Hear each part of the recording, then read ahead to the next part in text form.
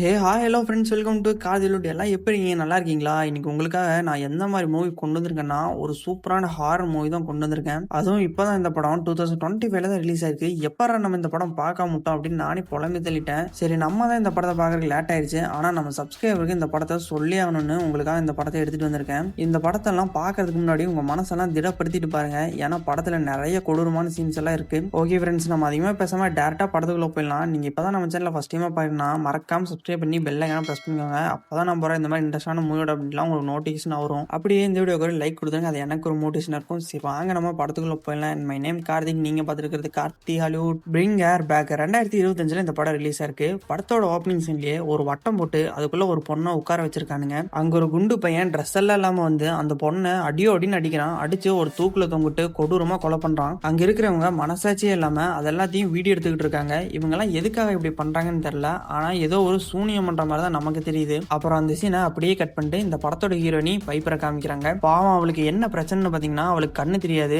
அதனாலேயே அவ கொஞ்சம் வினோதமா நடந்துப்பா. அவளுக்கு ஃப்ரெண்டுன்னு சொல்லிக்கிறக்கே யாருமே இல்ல. பக்கத்துல சில பொண்ணுங்க இன்னைக்கு நம்ம வெளியே போலாம் அப்படின்னு பேசிக்கிட்டு இருக்காங்க. இவ அவங்க கிட்ட போய் நானும் உங்க கூட வரட்டா அப்படின்னு கேக்குறா. அப்ப கரெக்டா இங்க என்னடி பண்ணிட்டு இருக்க அப்படின்னு பைப்பரோட அண்ணன் அங்க வரான். அந்த பொண்ணுங்கெல்லாம் சாரி பஸ் வந்துருச்சு, நாங்க இங்கிருந்து கிளம்பி ஆகணும்ட்டு அங்க இருந்து கிளம்புறாங்க. அப்ப ஹீரோனி இந்த ஃப்ரெண்ட்ஸும் போயிட்டாங்களே அப்படின்னு ஃபீல் பண்ணிட்டு வரா. அவங்க அண்ணன் கிட்ட, டே அங்க நின்னுகிட்டு இருந்த எந்த பொண்ணுக்குமே என்ன பிடிக்கல தானே அப்படின்னு சொல்லிட்டு வரா. சேச்சா அப்படியெல்லாம் இல்லடி அப்படின்னு இவனும் திரும்பி பாக்குறான். அவங்க பஸ்ல ஏறதுக்கு முன்னாடி இவளுக்கு கண்ணு தெரியலங்கிறத கிண்டல் பண்ணி பேசிக்கிட்டு இருக்காங்க. அவங்க சொல்லிட்டு இருக்கிறதெல்லாம் இவன் மறைச்சிட்டு அவங்களுக்கு என்ன வேலையோ அதனால டக்குன்னு கிளம்பி போறாங்க. சரிவா நம்ம இப்ப வீட்டுக்கு போலாம், டைம் ஆயிடுச்சு அப்படின்னு வீட்டுக்கு கூப்பிட்டு போறான். வீட்டுக்கு போயிட்டு இவன் வந்து கார் கண்ணாடியா மாட்டிக்கிட்டு இருக்கான். அப்ப ஹீரோனி கத்திக்கிட்டே வெளியே வந்து, டே அப்பா பாத்ரூம்குள்ள போய் ரொம்ப நேரம் ஆச்சு, இன்னுமே வெளியே வரல, நீ போய் பாத்ரூம் கிட்ட பாருன்ட்டு இவளுக்கு கண்ணு தெரியலனாலையும் அப்படியே இடத்தையெல்லாம் தடவிக்கிட்டே போயிட்டு கத்தி ஒண்ணு எடுத்துட்டு வந்து தரா. அந்த கத்தியை வச்சு கதை ஓபன் பண்ணிட்டு அவங்க அண்ணன் உள்ள போய் பாக்குறான். அவங்க அப்பா கீழே செத்து கிடக்குறாரு. ஹீரோனி அங்க வந்து அழுதுகிட்டே அவங்க அப்பாட்ட உட்காந்துக்கிட்டு என்னாச்சுன்னு கேட்டுக்கிட்டே இருக்கா.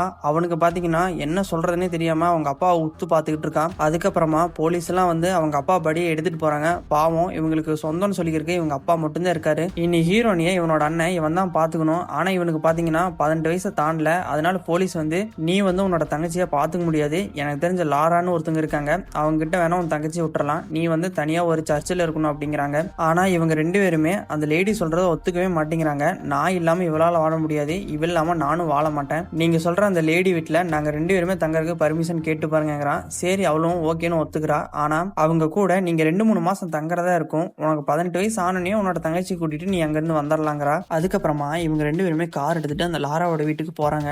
அந்த வீடு பாத்தீங்கன்னா காட்டுக்கு நடுவுல முன்னாடி எல்லாம் அழகா இருக்கு. ஹீரோனியோட அண்ணன் அந்த வீட்டுக்கு முன்னாடி காரை ஓட்டிட்டு போறப்ப அந்த வீட்டுக்கு முன்னாடியே ஒரு கோடு இருக்கு. அதை பார்த்துட்டு பக்கத்துல இருக்க பாறை மேலேயே விட்டுறான். நல்ல வேலை அவங்க ரெண்டு பேருக்கும் பெருசா எந்த அடியும் படல. கார் அப்படியே ரிவர்ஸ் எடுத்து அங்கேயே நிறுத்திட்டு அவங்க ரெண்டு பேரும் அந்த வீட்டுக்குள்ள போறாங்க. லாரா சிரிச்சுக்கிட்டே வந்து இவங்க ரெண்டு பேருக்குமே கட்டி பிடிச்சிட்டு ஹீரோனியை பார்த்து, உன்னோட பேர் தானே பைப்பர், நீ பாக்குறதுக்கு ரொம்ப அழகா இருக்க, சரி வாங்க நம்ம எல்லாருமே ஒரு போட்டோ எடுத்துக்கலாம் அப்படின்ட்டு அவ செல்ஃபி ஆன் பண்ணி போட்டோ எடுக்கிறா. ஆனா அந்த போட்டோல பாத்தீங்கன்னா பைப்பரை மட்டும் தான் கவர் பண்ணி எடுத்திருக்கா. அதுலயே அவளோட அண்ணனுக்கு தெரியுது இவங்களுக்கு என்ன பிடிக்கலன்னு. லாராக்கு பாத்தீங்கன்னா வந்ததுல அவ்வளவு சந்தோஷம். இவங்க ரெண்டு பேர்த்தையுமே கூப்பிட்டு, வாங்க என்னோட நாயை இன்ட்ரடியூஸ் பண்றேன்னு ஒரு நாயை காட்டிட்டு இவ உழைக்கிறா. அதை பார்த்து பைப்பர் பயந்துக்கிறா. பக்கத்துல இருக்கிற அவங்க அண்ணன், பயப்படாத அது வெறும் பொம்மை தான் அப்படிங்கிறான். லாரா கேட்கறா, சரி ஓகே உனக்கு தான் கண்ணு தெரியாதுல்ல, உங்ககிட்ட ஒரு ஸ்டிக் இருக்கும்ல, அது எங்கங்கிறா. அதுக்கு அவ சொல்றா, இல்லான்ட்டி அந்த ஸ்டிக்கை நான் வச்சிருந்தேன்னா என்னை எல்லாருமே பாவமா பாக்குறாங்க, ஒரு அந்நியமா பாக்குறாங்க, அது எனக்கு பிடிக்காது அப்படிங்கிறா. அப்படி இவங்க ரெண்டு பேரும் பேசிட்டு இருக்கிறப்ப அவங்க அண்ணங்காரன் கீழே இருக்கிற மேட்ல டேப் போட்டு ஒட்டியிருக்காங்க. அதை பார்த்துட்டு, இந்த மாதிரி டேப் போட்டு ஒட்டி இருக்கிறது கண்ணு தெரியாம இருக்கிறவங்க தடிக்கி விழக்கூடாதான்னு ஒட்டி வச்சிருப்பாங்க, நீங்க யாருக்காக ஒட்டி இருக்கீங்க, ஒருவேளை என் தங்கச்சி இங்க வரான்னு தெரிஞ்சு அவளுக்காக ஒட்டி வச்சிருக்கீங்களா அப்படின்னு கேக்குறான். இல்லப்பா, அது வந்து என்னோட பொண்ணுக்காக ஒட்டி வச்சிருந்தேன், அவளுக்கும் பாத்தீங்கன்னா கண்ணு தெரியாதுங்கிறா. ஓ அப்படியா, எங்க அவங்க இப்ப ரூம்ல இருக்காங்களா அப்படின்னு இவன் கேக்குறான். இல்ல, அவ இறந்து ரொம்ப நாள் ஆச்சு அப்படின்னு இவன் வருத்தத்தோட சொல்றான். சாரி ஆண்டி, எனக்கு தெரியாது, நான் தெரியாம கேட்டேன் அப்படின்னு இவனும் வருத்தத்தோட சொல்றான். சரி, அதை விட உனக்கு எப்படி தெரியும் அப்படின்னு அவ சொல்லிட்டு இருக்கிறப்ப இவங்க ரெண்டு பேர்த்தையுமே இங்க அமுச்சு வச்சால அந்த குண்டு லேடி, அவ வந்து அவளுக்கு போன் பண்றா. அவகிட்ட அப்படியே பேசிக்கிட்டே உள்ள போறா. சரிவா நம்ம ரெண்டு பேருமே இந்த வீட்டை சுத்தி பார்க்கலான்ட்டு வீட்டுக்கு பின்னாடி போய் பாக்குறாங்க. அங்க ஒரு பெரிய ஸ்விம்மிங் பூல் ஒண்ணு இருக்கு. அந்த லாராவோட பையன் அதுக்குள்ள நின்னுகிட்டு அவங்களோட பூனையை நல்லா இறுக்கி பிடிச்சிக்கிட்டு இருக்கான். சத்தத்தை கேட்டு லாரா அங்க ஓடி வந்து அந்த பையன் கிட்ட பக்குவமா பேசி அந்த பூனையை வாங்கிட்டு, சொல்ல மறந்துட்டப்பா, இவன் தான் என்னோட பையன், இவனால வாய் பேச முடியாதுன்னு அவங்களுக்கு இவனை இன்ட்ரடியூஸ் பண்ணி வைக்கிறா. ஆனா இவன் வந்து பாக்குறதே பாத்தீங்கன்னா ஒரு மாதிரி அப்படியே பயமுறுத்துற மாதிரியே இருக்கு. சரின்ட்டு இவங்க ரெண்டு பேரும் உள்ள போறாங்க. அப்ப ஹீரோயினால பார்க்க முடியாது இல்லையா, அதனால அவங்க அண்ணன் கிட்ட வெளியே என்ன நடந்ததுன்னு ஒவ்வொன்னா கேட்டு தெரிஞ்சுக்கிறா. அப்புறம் இந்த லாரா இவங்க 3 பேர்த்தையுமே கூப்பிட்டு இவங்களோட ஹைட் எல்லாம் செக் பண்ணிக்கிறா. ஆனா எதுக்குன்னே தெரியல. ஹீரோயின் வந்து அவங்க அண்ணன் கிட்ட அவன் பாக்கறதுக்கு எப்படி இருக்கான், அவனோட முடி எல்லாம் எப்படி இருக்குன்னு ஒவ்வொன்னா கேக்குறா. அவனும் பாத்தீங்கன்னா அவனோட முடி எல்லாம் கர்லிங் ஏரா இருக்கு, இப்ப கூட அவன் உன்னதான் பாத்துக்கிட்டு இருக்கான் அப்படின்னு சொல்றான். அவன் பாத்தீங்கன்னா இவங்க 2 பேர்த்தையுமே ஒரு சைக்கோத்தனமா பாத்துக்கிட்டு இருக்கான். அதுக்கப்புறமா அந்த லாரா இவங்க 2 பேர்த்தையுமே வாங்க உங்க ரூமை காட்டுன்னு கூட்டிட்டு போறா. ஹீரோனியோட அண்ணன் 2 பேர்த்துக்குமே ஒரே ரூம் தான் கொடுப்பாங்க அப்படின்னு நினைச்சுக்கிட்டு இருந்தான். ஆனா ஹீரோனுக்கு ஒரு ரூம், இவனுக்கு ஒரு ரூம் கொடுக்குறா. ஆனா இவனோட ரூம் பாத்தீங்கன்னா ஒரு டோர் கூட சரியா லாக் பண்ண முடியாது, அந்த அளவுக்கு இருக்கு. சரின்ட்டு இவன் உள்ள போய் அவனோட ஃப்ரெண்டு கிட்ட சாட் பண்ணிட்டு இருக்கா. அப்ப திடீர்னு இந்த லாரா வந்து நின்று இருக்கா. என்னப்பா உனக்கு ரூம் எல்லாம் பிடிச்சிருக்கா? பிடிச்சிருக்க ஆன்ட்டிங்கிறான். சரி நீ தான் உன் தங்கச்சி கார்டின் இல்ல ஆன்ட்டி, ஒரு 3 வயசு ஆனாதான் எனக்கு 18 வயசு ஆகும், அதுக்கப்புறம் தான் நான் அவளை பாத்துக்க முடியுங்கிறான். ஆமா அதுக்கு நான் நல்ல ரிப்போர்ட்டா தரணும், நீங்க ஒழுங்கா நடந்துக்கோ அப்படின்னு அவன் சொல்றான். அவனும் பாத்தீங்கன்னா சரி ஆன்ட்டிங்கிறான். சரி ஓகே அது யாருப்பா, அது உன்னோட கேர்ள் ஃப்ரெண்டா, அவங்க கிட்ட சாட் பண்ணிட்டு இருக்காங்கிறான். இல்ல ஆன்ட்டி அது எனக்கு சாதாரண ஃப்ரெண்டு தான் அப்படிங்கிறான். அப்படி இவங்க 2 பேரும் பேசிக்கிட்டு இருந்தப்ப இவனோட தங்கச்சி பக்கத்துல ரூம் இருந்தே இவங்கிட்ட ஏதோ ஒண்ணு சொல்லிக்கிட்டு இருப்பா. இவனும் போய் அதெல்லாம் கேட்டுக்கிட்டு இருப்பா. அப்ப இந்த லேடி அவனுக்கு பின்னாடி அவனோட போன் எடுத்து அவன் யாருக்கெல்லாம் சாட் பண்ணிட்டு இருந்தான், அதுவும் என்ன சாட் பண்ணிட்டு இருந்தான்னு பாத்துக்கிட்டு இருக்கா. உடனே அவன் ஓடி போய் அவனோட போனை பிடிங்கிட்டு என்னோட பிரைவசி இல்லாம என்னோட போன் எடுக்கிறது எனக்கு பிடிக்காதுன்னு கொஞ்சம் கோபமா பேசிடுறான். அந்த லேடியும் பாத்தீங்கன்னா என்ன மன்னிச்சிருப்பா, நானும் தெரியாம உன் போன் எடுத்து பாத்துட்டேங்கிறான். என்னையும் மன்னிச்சிருங்க, நான் கொஞ்சம் உணர்ச்சி வசப்பட்டு கோவத்துல பேசிட்டேன் அப்படிங்கிறான். அப்புறம் அந்த லேடி அங்க இருந்து போயிடுறா. இவ போனதுக்கு அப்புறம் இவங்க அண்ணன் வெயிட் எல்லாம் போட்டு பெஞ்ச் பிரஸ் பண்ணிட்டு இருக்கா. அந்த ரூம்ல ஹீரோனி பாத்தீங்கன்னா அங்க இருக்கிற பொருள் எல்லாமே தடவி பார்த்துட்டு இங்க என்னெல்லாம் இருக்குன்னு தெரிஞ்சுக்கிறா. அங்க இருக்கிற பெட்லயும் அவ படுத்துக்கிட்டு ரிலாக்ஸ் ஆயிட்டு இருக்கா. இதெல்லாமே அந்த லேடி ஒரு ஓரமா நின்னு உத்து பாத்துக்கிட்டு இருக்கா. அதுக்கப்புறம் அப்படியே நைட் ஆயிருது. ஹீரோனி எல்லாம் தூங்குனதுக்கு அப்புறம் இந்த லேடி ஃபர்ஸ்ட் சீன்லயே ஒரு குண்டை ஒரு பொண்ணை அடிச்சு கொடூரமா கொண்டு தூக்குல போடுறத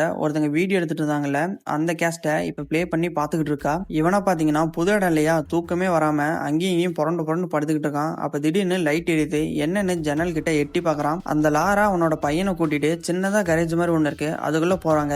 என்னடா லேடி இந்த நேரத்துல பையனை கூட்டிட்டு போறாங்கன்னு இவனும் யோசிச்சு பாக்குறான். கட் பண்ண காலையில விடிஞ்சது. ஸ்விம்மிங் பூல்குள்ள சின்னதா ஒரு ரத்தம் போயிருக்கு. ஒயிட் பெயிண்ட் எடுத்து அந்த ரத்தத்தை மறைச்சிட்டு அந்த ஸ்விம்மிங் பூல் மேல உட்காந்துக்கிட்டு அந்த ஸ்விம்மிங் பூலையே உத்து பாக்குறா, மேலையும் பாக்குறா, ஏதோ வினோதமா நடந்துக்கிறா. அந்த பையனோட ரூம் கிட்ட போயிட்டு அவனோட கதவை தட்டிட்டு சீக்கிரமா எந்திரி, உங்க அப்பாக்கு இறுதி சடங்கு பண்ண போகணும் அப்படின்னு அவனை எழுப்பிடுறா. அவன் வாயிலெல்லாம் ஜலவாயில ஒழுக்கிட்டு அவனோட டாயர்ல சுச்சுவும் போயிடுறான். எந்திரிச்சு அதை வாஷிங் மிஷின்ல போட்டு துவைச்சிட்டு அதுக்கப்புறம் குளிக்கலான்ட்டு போறான். ஆனா பாத்ரூம்குள்ள போனாலே அவங்க அப்பா ஞாபகம் வருது. குளிக்கலாமா வேண்டாமான்னு யோசிச்சுக்கிட்டு இருக்கான். இந்த சைடு லாரா அவனோட பையன்கிட்ட டே நாங்க கொஞ்சம் வெளியே போயிட்டு வரோம், நீ உள்ளே சமத்தா இருன்னு அவனை உள்ள வச்சு பூட்டிட்டு போயிடுறான். அதுக்கப்புறமா இவங்க அப்பாவுக்கும் ஃபியூரல் நடந்து முடிஞ்சிருது. இவங்க 2 பேருமே அவங்க அப்பாவை போய் பாக்குறாங்க. அப்ப இவனோட தங்கச்சி டே அப்பா பாக்குறதுக்கு எப்படா இருக்காரு, அவரோட மூஞ்சியெல்லாம் அழகா இருக்கா அப்படின்னு கேக்குறா. இவனும் அவர் பாக்குறதுக்கு இப்ப நல்லா இருக்காரு, நீ வேணா தொட்டு பாருன்னு தொட்டு பார்க்க வைக்கிறான். அந்த ஹீரோனி அங்கிருந்து போனதுக்கு அப்புறம் அந்த லாரா அங்க வந்து யாருக்குமே தெரியாம அவங்க அப்பாவோட தலைமுடியை மட்டும் லைட்டா கட் பண்ணி அவளோட பேக்குள்ள வச்சுக்கிறா.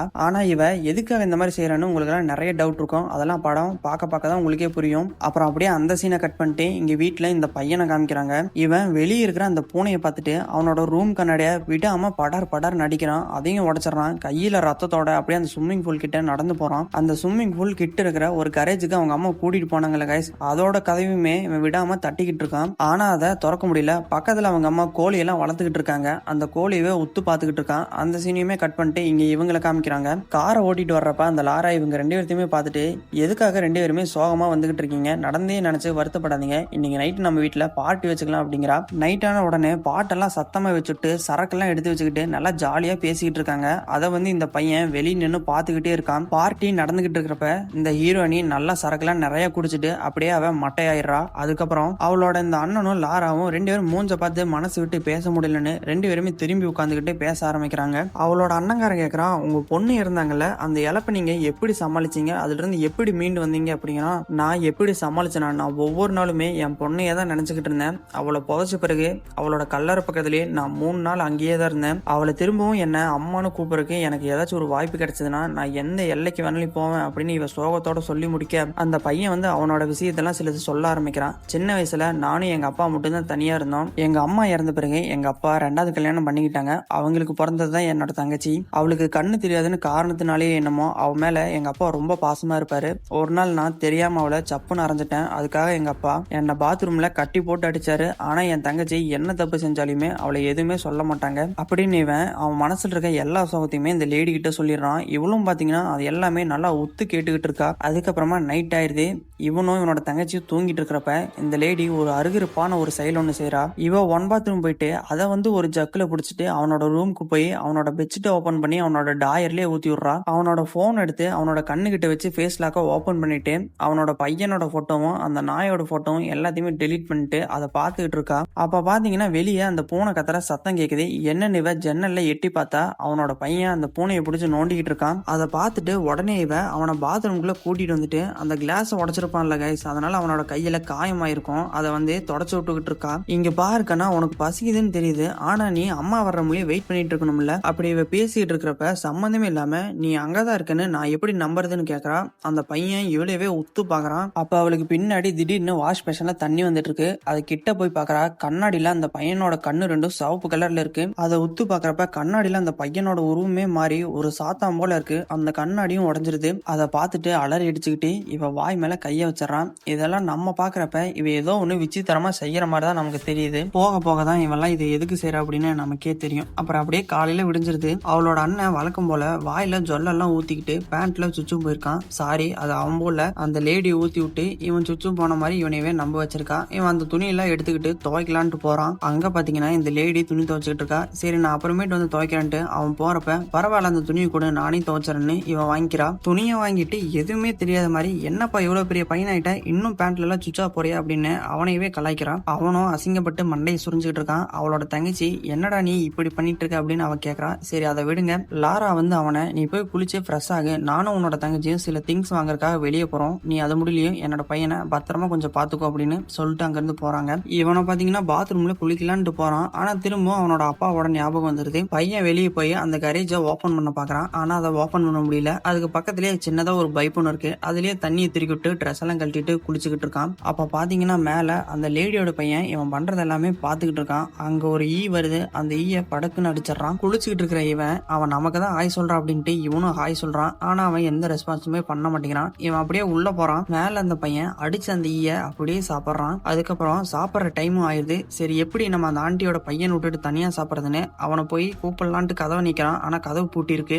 நம்ம ஆளுக்கு தான் எந்த கதவு பூட்டி இருந்தாலுமே அது எல்லாத்தையும் கத்தியை வச்சு ஈஸியா ஓபன் பண்ணிடுவான் இல்லையா, அதனால கத்தி எடுத்துட்டு வந்து இதையும் ஓபன் பண்ணி அவனை கிச்சன் கூட்டிட்டு போயிடறான். அவன் வந்து சொல்றதுக்கு இந்த பையன் எதுவுமே சொல்லாம சைலண்டா உட்காந்துருக்கான். சரி நீ பேசினாதான் உனக்கு இந்த பழத்தை நான் கட் பண்ணி தருவேன், உனக்கு பேச இஷ்டம் இல்லைனாலையும் ஏதோ ஒண்ணு எழுதி காமிக்கிறான். அந்த பையன் எழுத ஆரம்பிச்சுன்னு சரின்ட்டு அந்த பழத்தை கட் பண்ணி அந்த பையன் கிட்ட சாப்பிடுன்னு கொடுக்குறான். அந்த பையன் பழத்தை மட்டும் எடுக்காம அப்படியே கத்தியோட வாங்கிக்கிறான். இரு நான் உனக்கு ஒரு பிளேட் எடுத்தேன் அதுல வச்சு சாப்பிடுன்ட்டு அவன் கீழே குமிஞ்சு ஒரு பிளேட் எடுத்துட்டு திரும்புறான். அந்த பையன் கத்தியோட அப்படியே சாப்பிட்டு இருக்கான். இவன் எந்திரிச்சு அதை பார்த்து ஷாக் ஆயிடுறான். அந்த பையன் கத்தியை விடாம மென்னுகிட்டே இருக்கான். அவனோட உதட்டு பல்லுல எல்லாம் காயமாயிருது. உடனே அந்த கத்தியை புடுங்கி போட்டு வா நம்ம ஹாஸ்பிட்டல் போலான்னு வெளியே அவனை கூட்டிட்டு போறான். வெளியே அங்க ஒரு அந்த லேடி ஒரு கோடு ஒன்று போட்டு வச்சிருக்கா. அந்த பையன் அந்த கோட்டை தாண்டி வர மாட்டேங்கிறான். அவனை கட்டாயப்படுத்தி கோட்டுக்கு வெளியே கூட்டிட்டு போறான். அவனுக்கு ஏதோ ஒண்ணு ஒரு மாதிரி பண்ணுது. அவன் வலிக்குதுன்னு அப்படியே துடிச்சுக்கிட்டே கீழே விழுந்துடுறான். வலியில அவன் துள்ளிக்கிட்டே இருக்கான். இவனுக்கு என்ன ஆச்சுன்னே தெரியல அப்படின்னு அவனோட வலின்னு தூக்கி பாக்குறான். அவனோட வயிற்றுக்குள்ள ஏதோ ஒண்ணு அசைஞ்சுக்கிட்டே இருக்கு. அந்த பையன் வலி தாங்க முடியாம மயக்கமாகறப்ப இவனை பார்த்து ஹெல்ப் பண்ணுன்னு கேக்குறான். அப்ப கரெக்டா அந்த லேடி அங்க வந்துடுறான். இவளோட பையன் கோட்டை தாண்டி வெளியே கிடக்கிறத பார்த்துட்டு அதை மறைச்சுக்கிட்டு ரெண்டு பேரும் இங்க பாக்காதீங்க உள்ள போங்கிறா. அவளோட பையனை உள்ள கூட்டிட்டு போய் அவளோட ரூம்ல வச்சு சாத்திடுறா.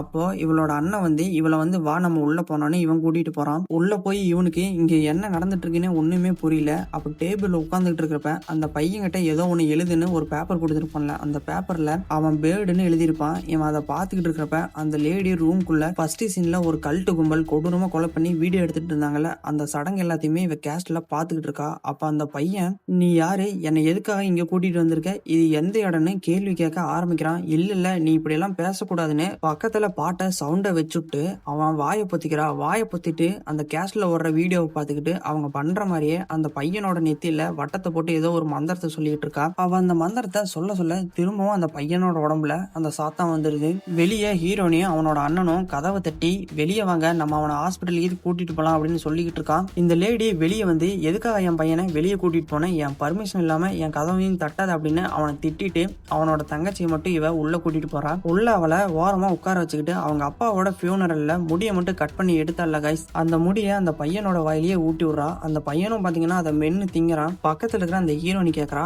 ஆண்டி இப்ப அவனுக்கு பரவாயில்லையா, எப்படி இருக்கான், இப்ப பரவாயில்ல அவன் நார்மல் ஆயிட்டான், என்னம்மா அந்த பூனையை தான் காணோம் அப்படிங்கிறா. கவலைப்படாதீங்க அந்த பூனையை நான் கண்டுபிடிச்சு தரேன்ட்டு இவ ஸ்டிக் எடுத்துக்கிட்டு காட்டுக்குள்ள அப்படியே தொலாவிட்டு இருக்கா. அப்ப கேமராவை மேல காமிக்கிறாங்க. கொய்யாலாவ வீட்டுக்கு முன்னாடி மட்டும் இந்த வெள்ளக்கோடை போடல, வீட்டை சுத்தியுமே ரவுண்டா அதை போட்டு வச்சிருக்கா. அதுக்கப்புறமா அவளோட அண்ணன் தைரியத்தெல்லாம் வளர்த்துக்கிட்டு பாத்ரூம்ல குளிச்சுக்கிட்டு இருக்கான். அப்ப அவனோட பாத்ரூம் கதவை திறந்து யாரோ உள்ள வர்ற மாதிரி இருக்கும். யாருன்னு பின்னாடி பார்த்தா கண்ணாடிக்கு அந்த சைடு அவங்க அப்பன் மலையில உன்னோட தங்கச்சி செத்துருவா, மலையில உன்னோட தங்கச்சி செத்துருவான்னு சொன்னதையே திரும்ப திரும்ப சொல்லிக்கிட்டு இருக்கான். இவன் கண்ணாடிக்கு இந்த சைடு வந்து பாக்குறான். அவங்க அப்பனோட கண் எல்லாமே சிவப்பா கொடூரமா இருக்கான். அவன் அங்கிருந்து ஓடி போலான்ட்டு போறான். அப்ப அவனோட கால் ஸ்லிப் ஆகி கீழே விழுந்துறான். அவனோட தலையிலேயே பின்னாடி செம்மையா அடிபட்டுருது. அவங்க அப்பா இவனோட மூஞ்சிக்கு நேரம் வந்து கத்துறான். இவனும் பயத்துல அலறி அடிச்சுக்கிட்டு எந்திரிச்சு பார்த்தா இவன் ஹாஸ்பிட்டல்ல இருக்கான். இவனை சுத்தி நிறைய டாக்டர் இவனுக்கு ட்ரீட்மெண்ட் பண்ணிட்டு இருக்காங்க. என்னை விடுங்க, நான் என் தங்கச்சியை காப்பாத்தி ஆகணும்னு இவன் சொல்லிக்கிட்டு இருக்கான். அதை அப்படியே கட் பண்ணிட்டு இங்க லாராவை வீட்டுல காமிக்கிறாங்க. இவன் அடிபட்டு கீழே விழுந்திருக்கான். இந்த லாரா போய் அவனை ஹாஸ்பிட்டல்ல சேர்த்திருக்கா. அதான் இப்படி கட் பண்ணி காமிக்கிறானுங்க.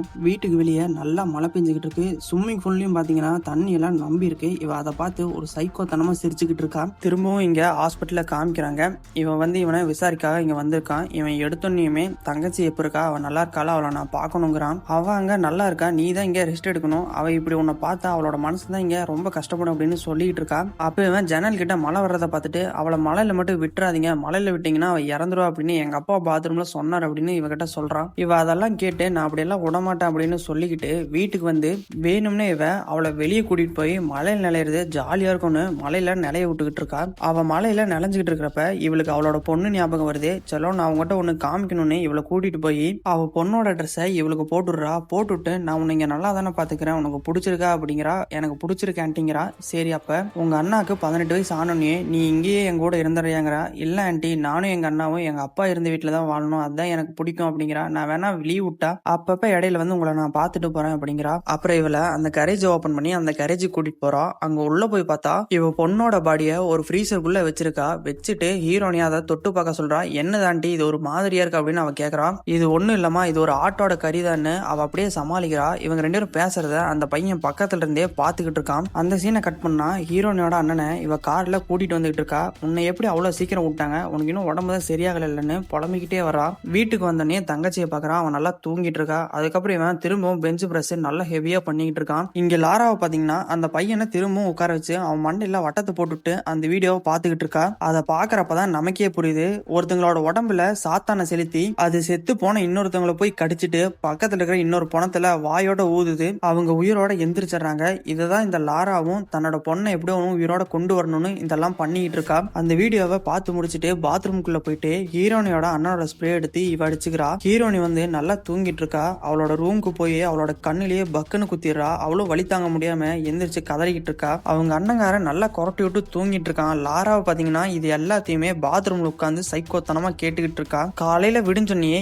எதுவுமே தெரியாத மாதிரி இவளே ஹீரோனிக்கு மருந்தெல்லாம் போட்டு விட்டுக்கிட்டு இருக்கா. அப்ப அவங்க அண்ணங்காரன் வந்து பைப்பர் உனக்கு என்னாச்சு, யார் உன்னை அடிச்சா அப்படின்னு கேக்குறான். அதுக்கு லாரா வந்து நடிக்காதடா, நீ தானே அவன் ரூமுக்கு போனேன், நீ தானே அவளை அடிச்ச, உனக்கு ஏற்கனவே அவன் மேல பொறாம இருக்கு, என்கிட்ட சொன்ன இல்ல அப்படிங்கிறா. ஐயோ நான் உன்னை எதுக்கு அடிக்கணும், நான் அடிக்கலங்கிறா. அதுக்கு அவ சொல்றா, நீ இந்த நைட் என்ன அடிச்சவங்க உன்னோட பர்ஃபியூம் தான் போட்டு வந்திருந்தாங்க அப்படின்னு பைப்பரும் சொல்ல எச்சாதுக்கு லாரா வேற அவங்க அண்ணனுக்கு கோவப்படுற மாதிரியே நிறைய சொல்லிக்கிட்டே இருக்கா. நீங்க அமைதியா இருங்க, என்ன ரொம்ப கோவப்படுத்துறீங்க அப்படிங்கிறான். அதுக்காக என்ன பண்ணுவேன், என்னையும் அடிப்பியா அப்படின்னு இவன் சொல்லிக்கிட்டு இருக்க அவளோட பையன் வெளியே மலையில நின்றுகிட்டு இருக்கான். அதை இவன் பார்த்துட்டு அவன் எதுக்காக அங்க நிக்கிறான் அப்படின்னு இவன் வீடியோ எடுக்க ஆரம்பிக்கிறான். உடனே லாரா அவனை வீடியோ எடுக்காது அப்படின்னு சொல்லி அவனோட போனை பிடுங்கி உடைச்சிடறா. இவனுக்கும் கோவம் வந்து அடிக்கிற ரேஞ்சுக்கு போயிடுறான். அப்ப பைப்பர் வந்து இடையில நிறுத்துன்னு சொல்ல அவனும் நிறுத்திட்டு, என்னடி நீ அவங்க சொல்றத உண்மை நினைச்சுக்கிட்டு இருக்கியா, இவன் சொல்றதெல்லாம் கேட்டுக்கிட்டு அவ அப்படியே எதுவுமே பேசாம நிக்கிறா. சரி வா பைப்பர், நம்ம ஒரு நிமிஷம் கூட இந்த வீட்டுல இருக்க வேணாம், போயிடலாம் அப்படின்னு அவன் கூப்பிடுறான். சரி ஓகே, நீ அவங்க சொல்றதான் கேட்கறீல்ல, அப்ப நீயே இந்த வீட்டுல இருந்துக்கோ, நான் இந்த வீட்டுல இருக்க மாட்டேன்னு அவன் கார் எடுத்துட்டு அங்க இருந்து கிளம்பிடுறான். அதுக்கப்புறமா இந்த வீட்டுக்கு இவங்க ரெண்டு பேர்த்தையுமே ஒரு லேடி அமுச்சு வச்சாங்கல்ல, அவங்கள பார்க்க போயிடுறான். அவனை ரிசப்ஷன்ல உட்கார சொல்லிட்டு அந்த லேடியை கூப்பிடறதுக்காக போறாங்க. அப்பதான் அவன் அங்க போர்டுல நிறைய மிஸ்ஸிங்கான பசங்க போட்டோ எல்லாம் ஒட்டி இருக்கு.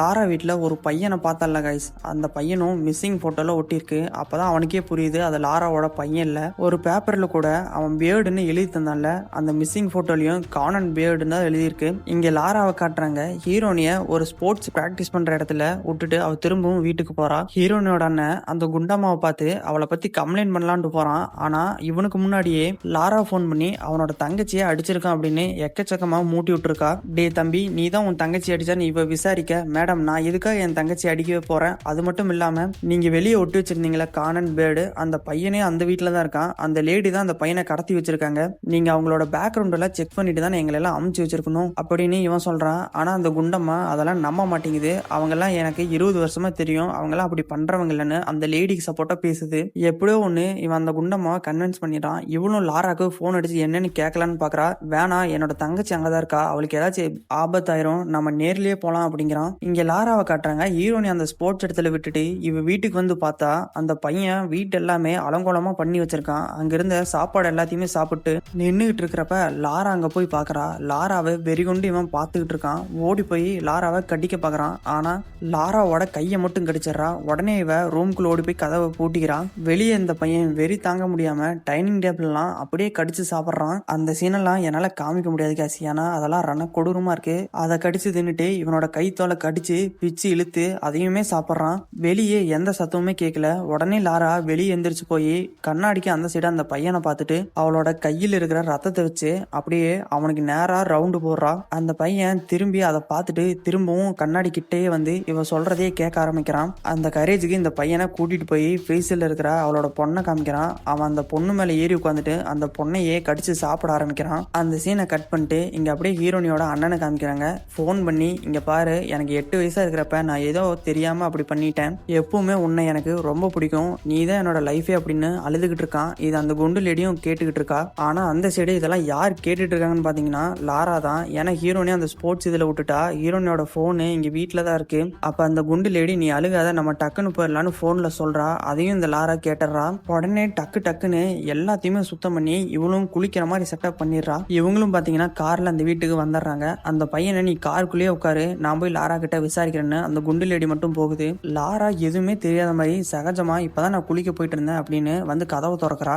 என்னாச்சு, எதுக்கு வந்திருக்கீங்க அப்படின்னு கேட்கறா. இல்ல, அந்த பையன் மேல ஒரு கம்ப்ளைண்ட் பண்ணியிருக்கான், அதனால நான் எல்லாமே செக் பண்ணும் அப்படிங்கிறா. சரி உள்ள வாங்க செக் பண்ணுங்க அப்படின்னு கூப்பிடுறா. உள்ள போய் அந்த குண்டம்மா எல்லா ரூமையுமே பாக்குது. எல்லாமே அப்படியே நீட்டா இருக்கு. வெளியே கரேஜ்ல ஏதோ ஒரு சத்தம் கேட்டுக்கிட்டு இருக்கு. அவங்க அண்ணங்காரன் காரை விட்டு வெளியே வந்து அந்த கரேஜுக்குள்ள போய் பாக்குறான். அவளோட பையன் அந்த ஃப்ரீசருக்குள்ள செத்து கிடக்கிற பொண்ணோட தலையை அப்படியே கடிச்சு தின்னுகிட்டு இருக்கான். இங்க உள்ள எல்லா ரூமையும் செக் பண்ணிட்டு வெளியே வந்துகிட்டு இருக்கா. அவன் தான் தப்பா இன்ஃபர்மேஷன் கொடுத்துருக்கான். நான் அந்த பையனை சமாளிச்சுக்கிறேன், நீ எதுவும் கவலைப்படாத, உன்னை குளிக்கிறப்ப நான் வந்து டிஸ்டர்ப் பண்ணிட்டேன் அப்படின்னு இவ சொல்லிட்டு கிளம்புறப்ப அவளோட கையில அடிபட்டு இருக்கதை நோட் பண்றா. அதுல ரத்தமும் வந்துகிட்டு இருக்கு. உனக்கு என்னாச்சு, உன் கையில ரத்தம் வந்துகிட்டு இருக்குன்னு இவ கேட்கறப்ப அவளும் ஏதோ ஒன்ன சொல்லி சமாளிச்சுக்கிட்டு இருக்கா. அப்ப வெளியே அவளோட அண்ணன் கத்திக்கிட்டே ஓடி வரான். இந்த குண்டிச்சு என்னன்னு வெளியே போலான்னு போறப்ப இவ அவளோட கையை பிடிச்சுக்கிட்டு வெளியே போகாதீங்க, உங்களுக்கு என்னோட பொண்ணை தெரியும்ல, அவளை திரும்பவும் உயிரோட நான் கொண்டு வர போறேன், அதுக்கு பைப்பர் ரொம்ப முக்கியம், என் பொண்ணு எப்படி சத்தவளோ அதே மாதிரி பைப்பரை கொண்டுட்டோம்னா என் பொண்ணு உயிரோட வந்துருவா அப்படின்னு கெஞ்சிக்கிட்டு இருக்கா. இந்த குண்டிச்சு இப்போடி மூளை இல்லாதவளை அப்படின்னு அவளை தள்ளி விட்டுட்டு வெளியே வந்து பார்த்தா,